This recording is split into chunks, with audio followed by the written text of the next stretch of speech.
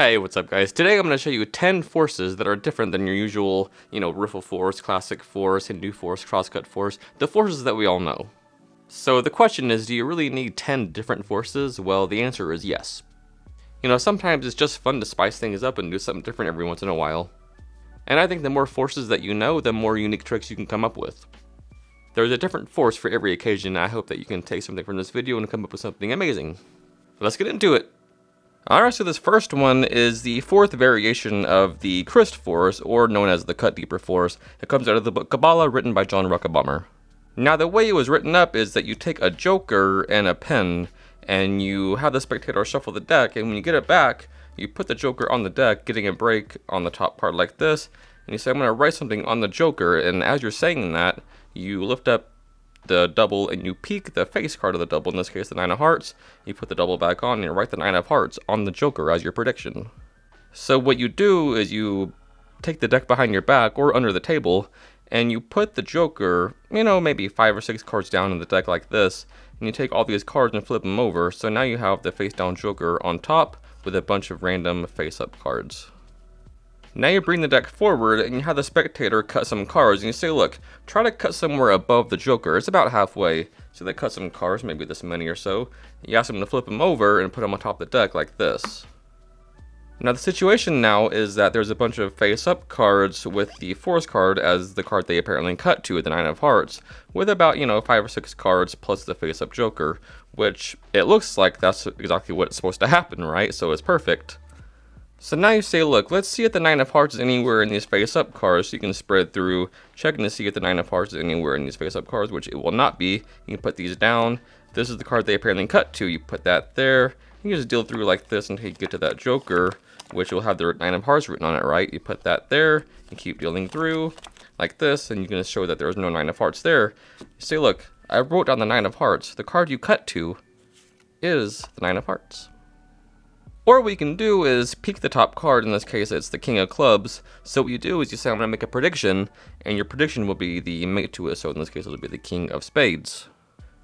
So what you do is you turn the deck, face it toward yourself, and you go through and just look for that King of Spades, take it out, and say, look, I'll show you my card, it's the King of Spades. Now what you do is you get a break on that top card, and you lift both up as one just like before, but in this case you grab both and then let them shuffle the deck. So you're essentially holding out that King of Clubs as they're shuffling, but they think you're holding one card. And then when you take it back, you just put both cards on top as one, and you say, look, I'll put the King somewhere in the middle and go behind your back just like before, like this, same procedure, like that. You come back forward, they cut somewhere and just proceed exactly as described. They cut somewhere about half the deck, spread through, you could have cut anywhere, but you cut to one card, my card, which I predicted is the King of Spades. There's only one card that matches that, which is the King of Clubs. A lot of different things you can do with this, so just be creative with it. Alright, so this next one is called the Fairness Force by Steve Beam out of the book Semi-Automatic Card Tricks, Volume 9. Here's what it looks like. So let's say the force card in this case will be the 7 of Diamonds, alright? So you put the deck down, and you have a spectator cut the deck like this, so they do. And say, out of fairness, let's turn the deck face down. So just go ahead and complete the cut, so they do, and the force card is on top, which is the 7 of Diamonds. Alright, so this is a total bluff. It sort of has the same idea as the crosscut force, but in a different way. So the force card, 7 of Diamonds on top of the deck. So what you do is you do a slip shuffle face up, keeping that top card there with the slip like that, and just shuffle off.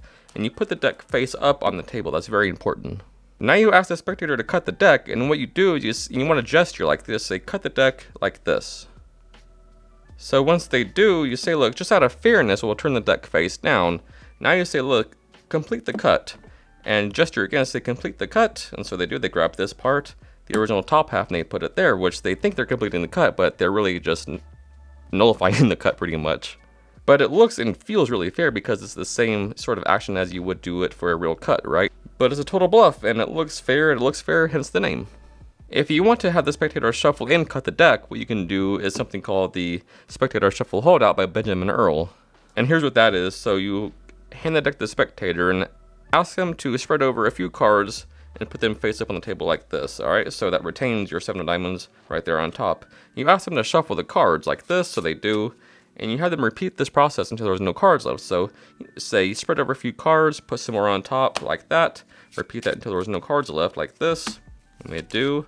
So that's there and that's there. So it looks like and it feels like they shuffled the deck, which they did, except for that top stock or that top card. And now since the deck is face up, you're in perfect position for that Fairness Force. So you say, now let's cut the deck.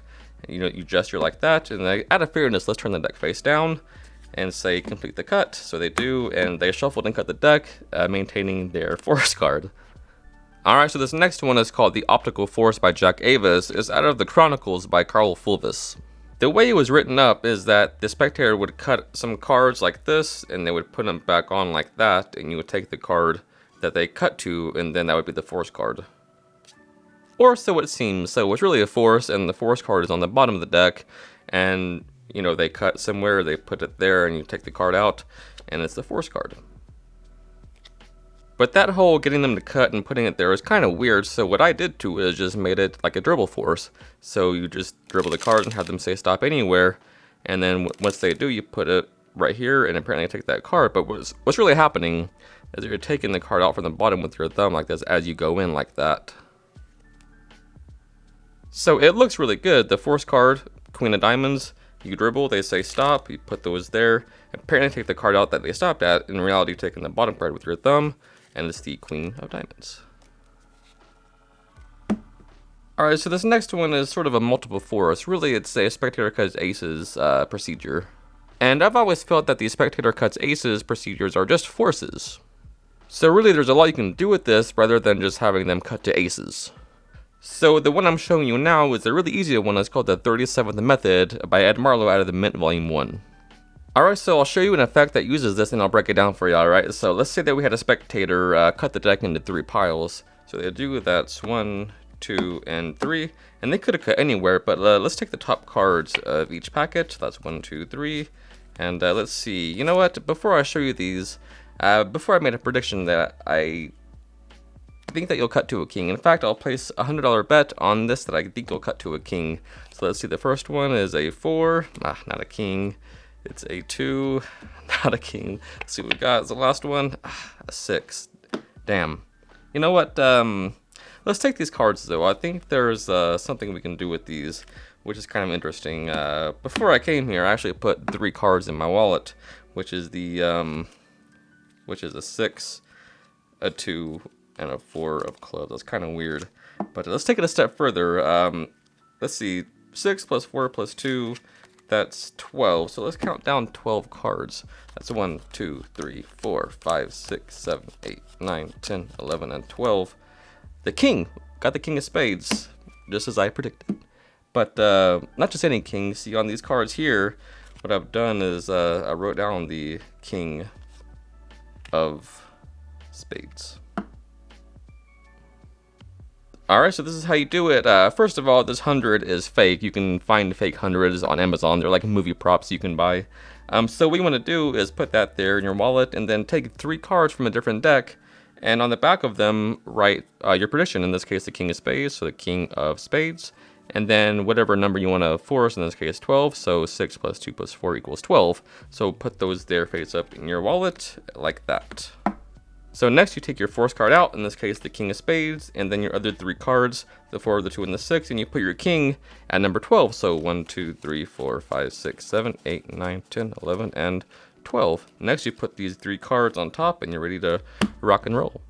So you just take your ball out and say, look, I'll bet you $100 that you'll cut to a king. So you give them the deck and you have them cut in 3 piles face down in a row like this. So that's 1, 2, and 3.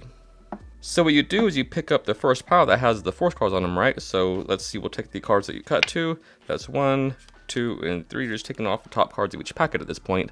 Now what you do is you want to reverse count the spread. So on the bottom here you have one of your force cards, but you want to reverse count them as you keep a break below them. So that's 1, 2, and 3. Let's see, the first one we have a 2, not a king. And what you do is you pick up all 3 cards as 1 and put them on this pile here. So look, at 2. We got a 4, and we got a 6. Not a king. So now you say, look, well, I guess I owe you $100, and as you go to reach for it, say, look, wait a minute, I have some cards here in my wallet, and you take these out and say, look, whoa, that's weird. I got a 6, a 2, and a 4, just like you. That's so strange. How did that happen? So let's try to take it a step further, right? So you just take these off, and you reassemble the deck, and you say, look, So you say 4 plus 2 plus 6 is 12. So let's count down 12 cards. So that's 1, 2, 3, 4, 5, 6, 7, 8, 9, 10, 11, and 12. The king of spades. I knew you'd cut to a king. So you said, look, I really did know that you'd cut to a king. In fact, I wrote it down before. See, like I have the king of spades. So this next one is really old. It comes out of Ferrelli's Card Magic by Victor Ferrelli, and it's called the Veneri Turn. So the force card is the top card, the 10 of spades, and what you do is you reverse count cards into your hand like this. So the 10 of spades, our force card, is the bottom card of the held packet. So they say stop any time as you do this, and once they do, you sort of drop the deck like this and hold the packet in end grip as you drop the deck, and what you do is you just take this bottom card out, apparently the one they stopped at. But just that by itself is, in my opinion, not very strong, and I think it can use something else. Maybe a beat, a misdirection, or something. So this is what I came up with. So you can maybe take a box or something like that and just have it laying there and have them say stop. So they do, somewhere maybe right here. Say, look, I don't want to see the card. In fact, I'll put it under the box. And so as you reach for it, just do this, put it under the box. So that adds a beat to it, right? Or what you can do is just use their hand. So the force card, the 10 of spades, they say stop anytime. Let's say stop right, I don't know, here. Say, look, hold out your hand out like this. And as they're doing that, you just turn to the side like this and casually just drop that card under their hand. The fact that you're giving them a task makes them sort of forget what's happening. And I know confusion isn't magic, but in this case it works because they don't really know where the card is coming from. All they know is that it says stop somewhere, and that's the card that they picked. So this next one is using Frank Simon's versatile spread switch as a force. I've taught it before on my channel, but I want to go over it again and also teach an effect that goes with it. So the force is like this. What you do is you have the force card in a place that you can cull it. In this case, the force from the top is the king of clubs or force card. So what you do is you start spreading the deck and you just cull that fourth card, and then you have a spectator just point to one, or they can say stop too. And once they do, you just sort of square this packet and just pull that cold card forward with your fingers as you turn the packet over. So they think that's the card they touched. In reality, it's just the force card or the cold card. Alright, so once again, the card to be cold or forced is at number 4, the king of clubs. So as you start spreading, you say, look, just touch one of these cards, or say stop anytime, right? So let's say they stop or touch this one right here. And what you want to do is separate the hands and make it seem like that's the card they touched. It really is, but you're going to switch it. So what you do is you just sort of square the packet with your thumb like this as you turn their wrist over like this. And as you're doing that, these fingers just pull that card out with your fingers and like this. And turn it over onto the packet like this so it's face up. But that's the force in a nutshell, but if you want a more in-depth video on it, it'll be right here. So here's a pretty cool effect you can do with this force. So let's say we have the 4 aces on top of the deck. What you're going to do is force one of them with that cull force. So you just start culling the card as you say touch a card. So they touch this one here. Ah, the ace of diamonds is a pretty good card. So you just strip that out, put that out there. Now I say, let's spell the word ace, see what we get. So that's A-C-E. Give them that card, another ace, kind of cool. And then you ask them to pick one of these cards, and it doesn't matter which one they pick because they're both aces, of course. So let's say they pick this one here, and as they go for it, you pick up the other one and get a break on the top card and put it on top of the deck. Now, when they turn it over, they'll be surprised that it's in their ace. And you say, what if you pick this one? You turn it over, do a double lift. It's a 5 of spades, but then you wave it over the other cards, and it's another ace. Alright, so this next one is called Force Feed by Stephen Minch from the book Best of Friends by Harry Lorraine. So what happens is the force card is on the bottom of the deck, and we can get a spectator to name a number between 1 and 52. Let's say they name 11, alright? So what you want to do is get a break on the bottom card by doing a pinky pull down like this, and then transferring the deck to a biddle grip, so you have a thumb break now on that card. Alright, so you start counting the cards into your hand like this, from biddle grip to 11, so that's 1, 2, 3, 4, 5, 6, 7, 8, 9, 10. And when you count 11, what you want to do is do a biddle steal with your ring finger. Alright, so on the 11th card, just steal that bottom card out with your ring finger like this, as you keep a break below it with your pinky like this. So what's happened is you have a random card above that force card and just do a double lift. So it'll be the force card, the king of clubs. So you can also use a control with this. So you just turn the double down, put that in the middle, and it's back on top. So once again, you get a break above that bottom card with your thumb in middle grip like this. Ask for a number between 1 and 52. Let's say it's 13. So you count 13 cards into your hand. 1, 2, 3, 4, 5, 6, 7, 8, 9, 10, 11, 12. As you reach for the 13th card, you, with your ring finger, just take it like this. Because of that break, it's easy. As you take that 13th card, so you're taking 2 at once like this. You see it like that happening like that. And you keep it right below this double with your pinky as you put it on there. So that's a double now. You can show it as a double, which is the force card. And then you can also control it because you can put it there like this in the middle of the deck and it's back on top. I like it a lot. Alright, so here it is at speed. The force card is the king of clubs. Let's say they name the number 11. Alright, so that's 1, 2, 3, 4, 5, 6, 7, 8, 9, 10, 11 cards. The card we got is the king of clubs. We can put it back in the middle and we can just snap our fingers and it's back on the top of the deck. If you don't want to do a double lift, what you can do is a variation by Peter Marshall from the book Apocalypse, also by Harry Lorraine. So the get ready is the same. In this case, the bottom card, the 7 of diamonds, you get a break above it with your pinky at first, transfer it to your thumb. Now let's say they named the number 11. You really do count 11 cards into your hand at first, so that's 1, 2, 3, 4, 5, 6, 7, 8, 9, 10, 11 cards. You say that's your card right there, but you could have said 12. And as you say that, you come over and you peel that 12th card out as you do the biddle still, right? So you just drop that card on top. So you could have said 12, boom, you drop that card, the force card, as you turn it over. You could have said 12, that would have been ace of clubs. You drop that there. You could have said 10, that would have been 6 of clubs. And then you show the force card is the 7 of diamonds. So again, at speed, the force card is the 3 of spades. Get your break above it. Let's say they name 11 again, so that's 1, 2, 3, 4, 5, 6, 7, 8, 9, 10, 11. You could have said 12. You do your drop, as you say, it would have been the jack of hearts. Put that there. It would have been the 10 of diamonds had you said 10, but you said 11, and it's the 3 of spades. Alright, so this next one is called The Infallible Force by A.D. Teitelbaum from the book Ultimate Secrets of Card Magic. So here's what it looks like. So the deck can be shuffled either by myself or the spectator, and a random card can be taken out. It doesn't matter which one it is, maybe this one right there. Next, I just fan the deck and have them place the card anywhere face up that they want to, maybe right here, but that could have been anywhere. It could have been here or here or here, really anywhere. And but they placed it right next to the other black ace, the ace of spades. Alright, so kind of a fun force. The force card is on top, and the card to be put in the fan doesn't matter. It can be a joker or whatever you want. In this case, we're just using a mate effect, so it's the 2 black aces. So what you do is you just fan the deck, and you have them place it anywhere face up in the fan you want. And then you just close the fan like this, and what you want to do is push the ace in and get a break below it with your thumb like this, so you have that break. Now what you do is, so you could have put that ace anywhere, so what you do is you break at the break like this. Said it could have been here. Next you swing cut this upper portion like this onto the lower portion, so it could have been here. As you put that on, it could have been anywhere. Now you spread the deck and the ace will be on top of the force card.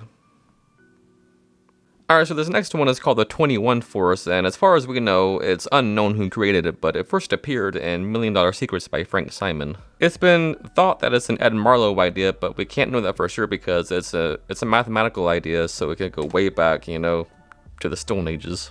Alright, so hence the title, the force card starts out at the 21st position in the deck. So that's 1, 2, 3, 4, 5, 6, 7, 8, 9, 10, 11, 12, 13, 14, 15, 16, 17, 18, 19, 20, 21. A force card is the 5 of diamonds in this case, alright? So that's there ready to be forced on your willing spectator. So what you do is you have them cut off some cards, just a few cards, maybe 10 or 15. Alright, so let's say they cut off this many cards right here, but you never know this, your head is turned. And you have them secretly count their cards, so you can't hear it or know how many cards they have. So let's say they have 1, 2, 3, 4, 5, 6, 7, 8, 9 cards. But you never know this, only they know the number. So you turn back around, you take the deck, and you count 20 cards face up in a row on the table. But don't count out loud, only to yourself, alright? So We have 1, 2, 3, 4, 5, 6, 7, 8, 9, 10, 11, 12, 13, 14, 15, 16, 17, 18, 19, and 20 cards. So now you ask them to remember the card at their secret number. So what you do is you start counting from the face of this row. So that's 1, 2, 3, 4, 5, 6, 7, 8, 9 cards. The force card, it'll always be the force card. But you don't stop there, right? Don't hesitate. So 9, 10, 11, 12, 13, count all the cards.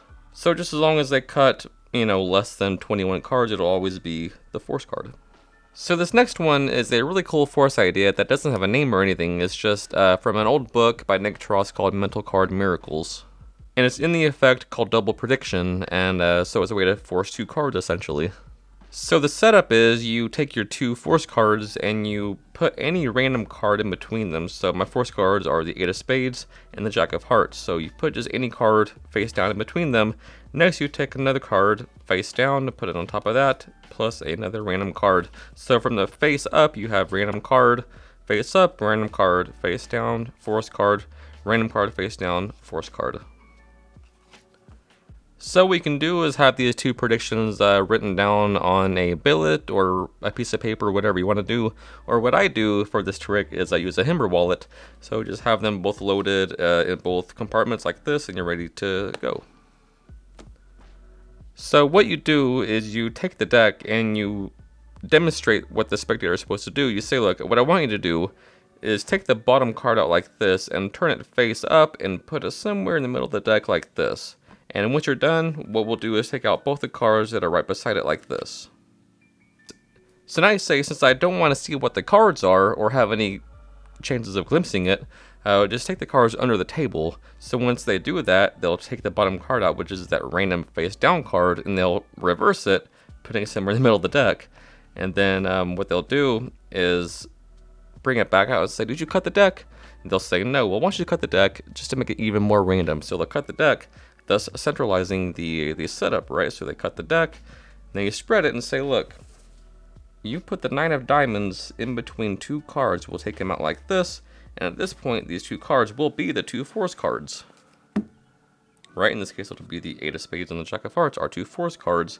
And if you're doing a double prediction like the original, you can just take them out and that's the trick, right? But if you have the Himber wallet, you can say, look, just pick one of these, and let's say they pick the Jack of hearts in this case. So you take it out, look, I have 1 card in my wallet, and this will be the Jack of hearts. But if they pick the 8 of spades, you open it the other way, and that'll be the 8 of spades.